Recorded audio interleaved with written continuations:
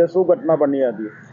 આજરોજ હું તલાટી મંત્રી નાંદીડા, સરપંચશ્રી નાંદીડા, સરપંચશ્રીને સવારે 10 વાગ્યાના અરસામાં મીંઢોળા નદીના પુલ પાસે કોઈ ઈસમો આઈસર ટેમ્પામાં મરેલા મરઘાનું જાહેર સ્થળે નિકાલ કરે છે તેવું જાણવા મળેલ, જેથી અમે આજરોજ સવારે 10 વાગ્યાના અરસામાં સ્થળ પર પહોંચી મરેલા મરઘાને જાહેર સ્થળે તેનો નિકાલ કરતા હતા તે અટકાવેલા છે.